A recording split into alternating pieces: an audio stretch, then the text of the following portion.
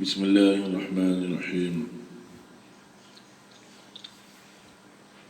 وَلَقَدْ خَلَقْنَاكُمْ ثُمَّ صُوَّرَكُمْ ثُمَّ قُلْنَا لِلْمَلَائِكَةِ اسْجُدُوا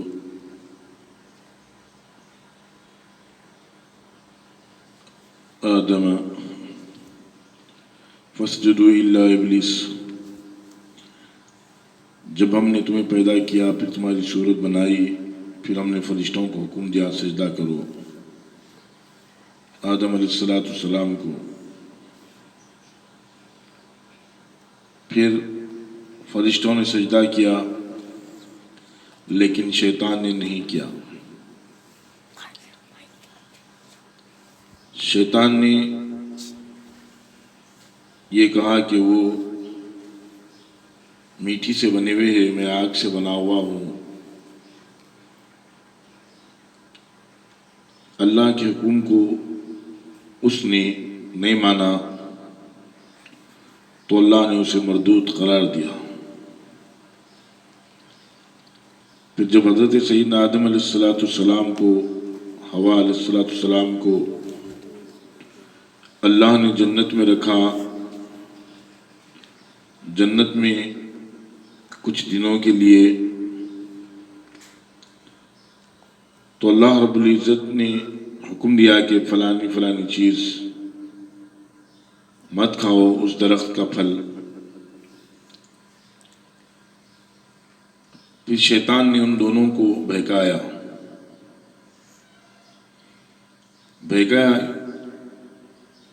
کہ یہ پھل کھاؤ گے تو تم ہمیشہ ہمیشہ جنت میں رہو گے، جنت سے نکالے نہیں جاؤ گے۔ پھر جب ان دونوں نے پھل کھایا، پھر اللہ کا حکم ہوا کہ تم اس چیز سے منع کیا گیا تھا۔ پھر ان دونوں کو وہاں سے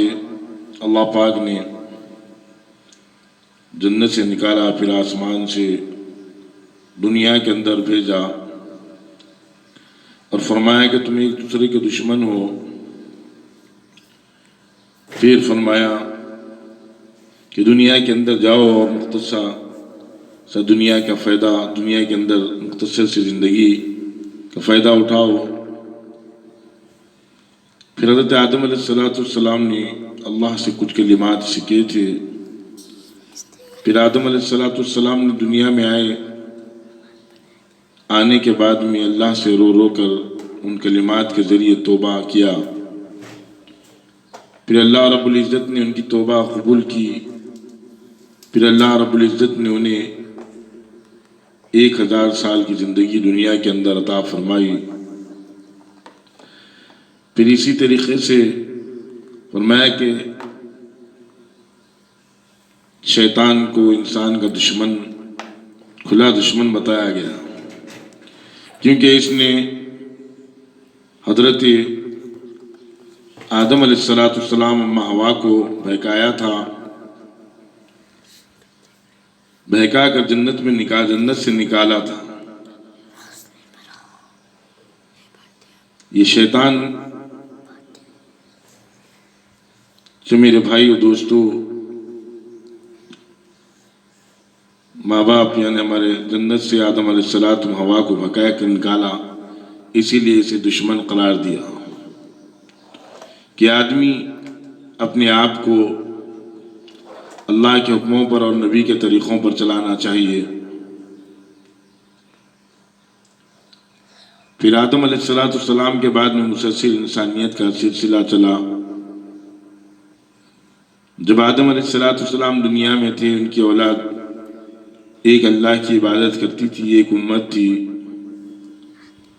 ایک اللہ کے حکم پر چلتی تھی، اپنے باپ آدم علیہ السلام کے بتائے ہوئے طریقوں پر چلتی تھی۔ پھر جب آدم علیہ السلام دنیا سے گزرے، پھر گزرنے کے بعد میں شیطان نے دیکھا کہ آدم علیہ السلام کی طرف سے میں آسمانوں سے نکالا گیا، آدم علیہ السلام اور ان کی اولاد اللہ کی عبادت کرے، اللہ کے حکموں پر چلے، جہنم سے بچ کر جنت میں جانے والی بنے۔ پھر اس نے آدم علیہ السلام کی اولاد کو بہکانے کا سوچا، پھر اس نے آدم علیہ السلام کی اولاد کو بہکانا چالو کیا۔ لوگ آہستہ آہستہ اپنے باپ یعنی آدم علیہ السلام کے طریقوں کو بھول گئے،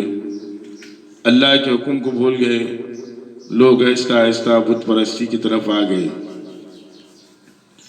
لوگ آہستہ آہستہ اللہ کا انکار، اللہ کے ساتھ کسی اور کو شریک کرنے لگے جو کسی چیز کا فائدہ دینے والا نہیں، نہ دنیا کا فائدہ دینے والا نہ آخرت کا فائدہ دینے والا۔ جب ان میں سے کوئی نیک آدمی دنیا سے گزر جاتا تو شیطان ان سے آ کر کہتا کہ فلانے فلانے آدمی کا مقام تمہارے قریب میں کیا ہے؟ تو لوگ کہتے کہ فلانے فلانے آدمی ہمارے نگاہوں کے سامنے بڑے نیک تھے، اللہ کے حکم پہ چلنے والے تھے، اللہ ان سے راضی تھا، وہ اللہ سے راضی تھے، اللہ جس چیز کا حکم دیتا تھا وہ پورے کرتے تھے، اور وہ جو اللہ سے مانگتے تھے اللہ پورا عطا فرماتا تھا، اور اللہ نے ان کی زندگیوں کے اندر برکت ڈالی تھی، اللہ نے ان کی اولادوں کے اندر برکت دی تھی، ان کی زراعتوں کے اندر برکت دی تھی، ان کی تجارتوں کے اندر اللہ نے برکت دی تھی۔ جب یہ ایک امت تھی، ایک اللہ کے حکم پر چلتی تھی، اپنے باپ کے طریقے یعنی آدم علیہ السلام کے بتائے ہوئے طریقوں پر چلتی تھی، پھر اس کے بعد میں لوگوں نے آہستہ آہستہ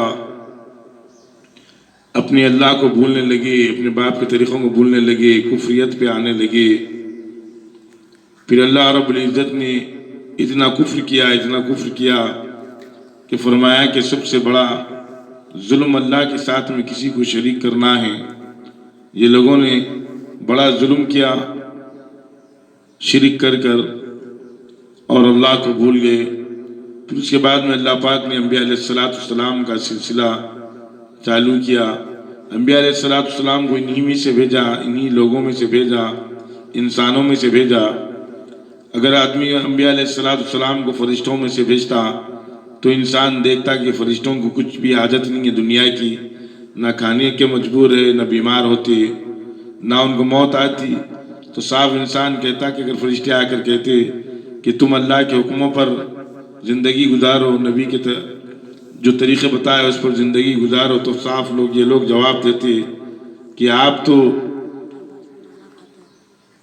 فرشتے، نہ آپ کو اولاد ہے، نہ آپ کو بیوی بچے، نہ فیملی ہے آپ کی، نہ آپ کو کوئی بیماری آتی، نہ آپ کو کچھ ہوتا، ہم تو انسان ہیں، بشر ہے، ہمیں بیماری آتی، کھانے کی پیاس لگتی، اس تمام چیزیں ہوتی، ہم کیسے اللہ کی عبادت کر سکتے؟ اس واسطے اللہ رب العزت نے انسانوں میں سے بھیجا کہ تاکہ انسان کو اچھی طریقے سے سمجھ میں آ جائے کہ یہ بھی انسان ہے، یہ بھی تمہاری طرح اس کے بھی فیملی ہے، اس کے بھی حالات ہے، وہ بھی بیمار ہوتا، وہ بھی موت پر وقت آنے پر موت آتی اس کو بھی، وہ بھی تمہیں طریقے سے انسان ہے۔